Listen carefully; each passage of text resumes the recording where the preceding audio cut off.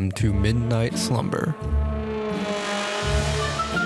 I am your host, Zach Miller. Join me as we take a journey through the alternate realities that take place after midnight.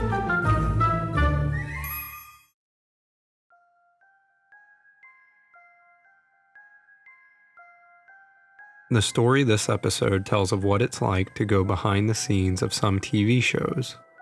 However, what is a person supposed to do when the show becomes real?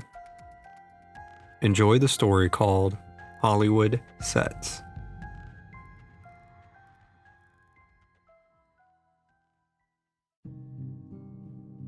For the first time in years, I step into my old place of work. The corridor to my office wanes, reminding me of how boring everything here is. Things have become stale over time as friends have left and moved on. Even the walls are a new pale shade of gray, which is different from the fun and vibrant murals that used to dance down these halls. The colorful carpet that used to match is gone, and in its place is a gray concrete with flecks of sorrow that bubble underneath my feet as I walk across it. Up ahead is a heavy metal door with a security guard and cameras watching from every angle. The guard is a hefty fellow, but strong and mean. His beard is a dark black that goes down to his chest, and so thick that he could hide an arsenal of weapons within it. He is twice my size and has hands that are bigger than my head. I slowly present my badge, confirming that I am allowed to be here. Without a nod or any sign of emotion, he takes a step back and pulls the massive door open for me. As I enter the dark room, I hear the door lock itself behind me. Off to my left is a dim light that just peeks around the corner of this dark hall. Making my way down the narrow path, trying not to bump into the wooden walls, I can hear people arguing. Turning the corner, I see stage lights aimed at two big burly guys, both wearing chef outfits. They are under a few studio cameras and on a giant field set up for a cooking competition.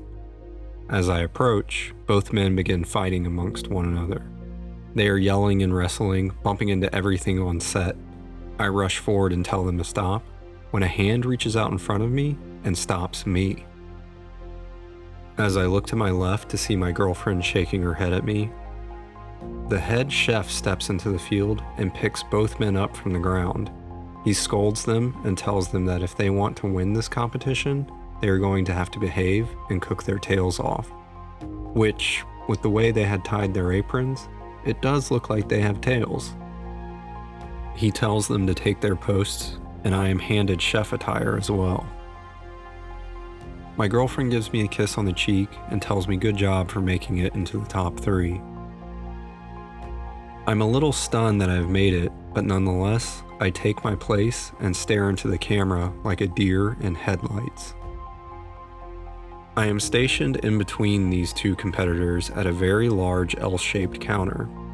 It has everything you could think of for making any type of food.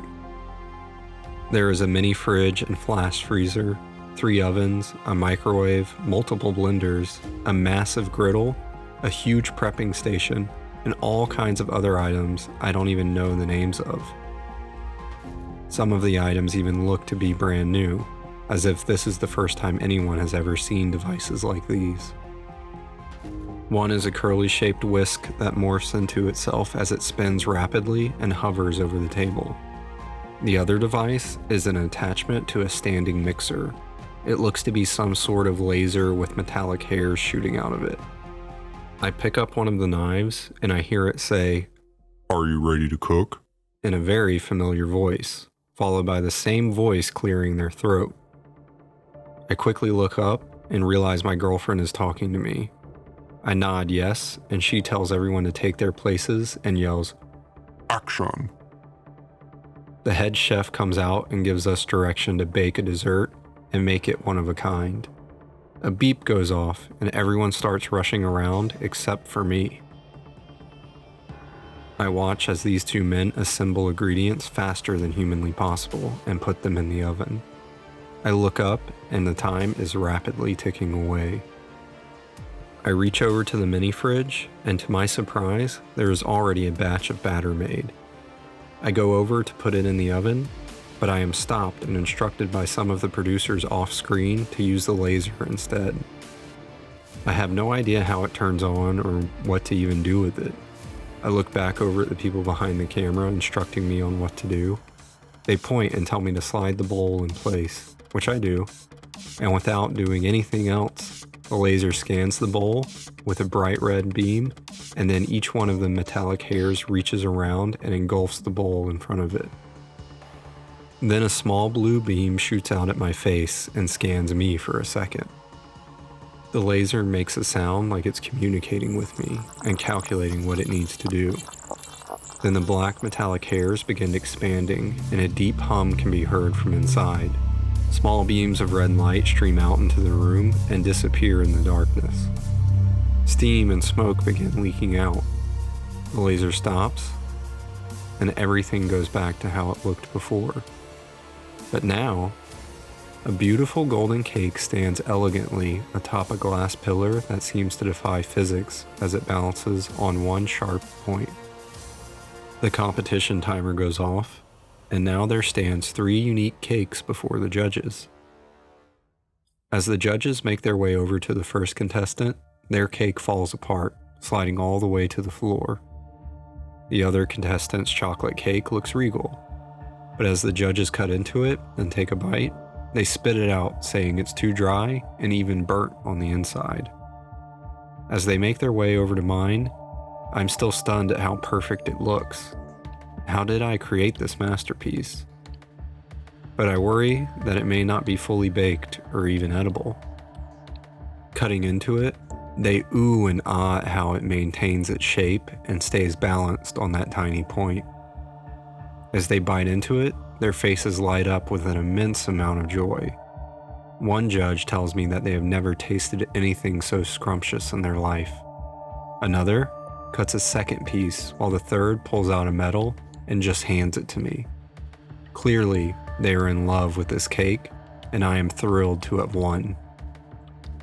I hear my girlfriend yell cut, and the crew quickly begins cleaning everything up. She and one of the producers come up to me and tell me that they need me to meet with some people now. She tells me that she needs to leave and that she will see me later. She walks out of the giant room, and as soon as she does, a bunch of salespeople gather around me and overwhelm me with their pitches. Every single one of them wants me to sign some contract to promote their product. One of them has all kinds of random items that look really cheap. Another has a huge thing of printers, which for some odd reason catches my eye. He says he even has a purse with a mini printer and cartridges in it, that it's basically a mobile printing studio. The purse looks very elegant and expensive, something my girlfriend might like as a gift. None of the others' offers seem that intriguing, so I go with the purse and quickly make my way out of the studio. It's freezing outside, and the snow is thick on the ground.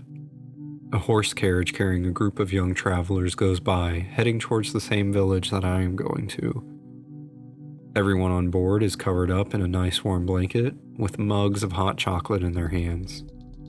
I rush over to my car to get out of this cold and almost miss it as I start to slide across the ice. I manage to grab my car door with one hand and pull myself in. It's nice and warm in here, as my car has been waiting on me. Taking off down this icy and curvy road, my car's tires barely hold on. The road quickly changes, becoming straight, and now I have to navigate over some hills. The snow is falling even heavier now, which is causing my car to slide even more as it just barely makes it up the hill. As I crest over the hill, I can just barely see a town located at the next hill over. As I start to make my way down, I lose control of the car. I begin to slide and spin, not able to make the car stop or slow down.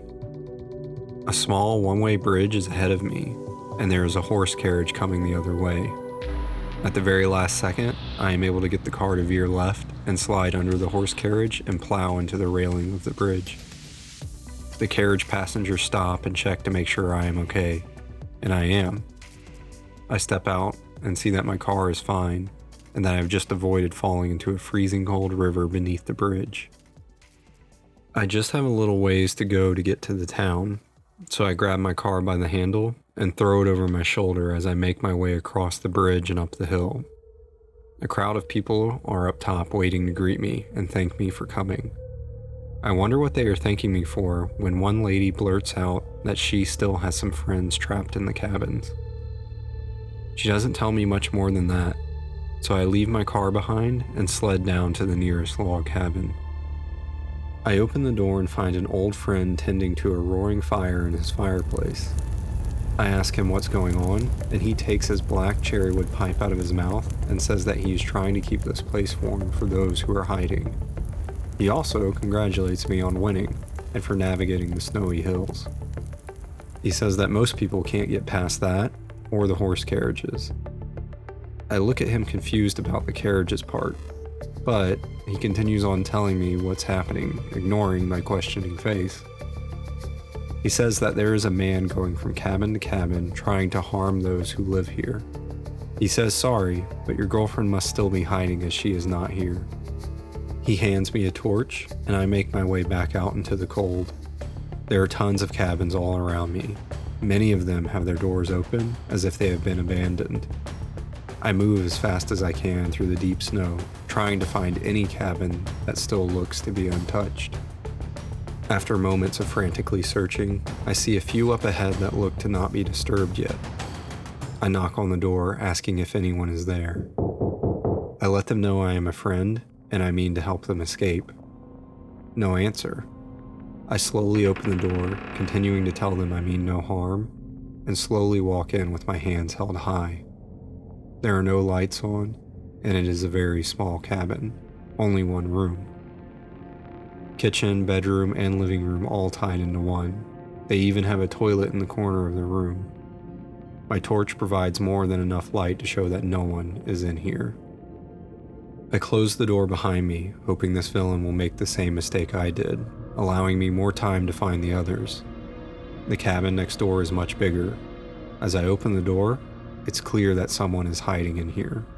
There are multiple rooms and even a second story. I make my way through the living room and into the kitchen, where I find my girlfriend and one of her friends hiding under the table. They both tell me that the gunslinger is nearby. I hear the door get kicked open, and a man shouts that he will find us. I grab the nearest frying pan and tell them to take the back stairwell upstairs. I step out into the living room with him, and what stands before me is not a man, but a large skeleton with a black leather hat and 2 silver revolvers that mean business. He quickly draws his gun and fires at me, but I block the bullets with the frying pan and jump out of the way. I duck behind a big chair and blow out the torch, which causes the room to go dark and makes me invisible. I move away, and the skeleton snarls in anger, firing blindly at the chair. I make my way around him, trying desperately not to make any noise. The skeleton makes its way over to the chair and realizes I am not there. He shouts at me to reveal myself, and I do, but only after I strike him with the pan, causing his skull to go flying across the room and his body to fall like a pile of bones. My girlfriend and her friend come running down the stairs to find that the gunslinger is no more. We round up the bones and head back to my friend's cabin, making sure to keep the head separate from the body. We hand him the bag of bones, and he burns them in the fire. Once the fire has turned them completely into dust, he then sets the skull in as well. As we see the last of the skeleton gunslinger turn to ash, we call all the residents back to celebrate their newfound freedom and safety of the town. The sun begins to peek over the same hill I just traveled over, bringing comfort and warmth to a people who joyously welcome in a long-sought new day.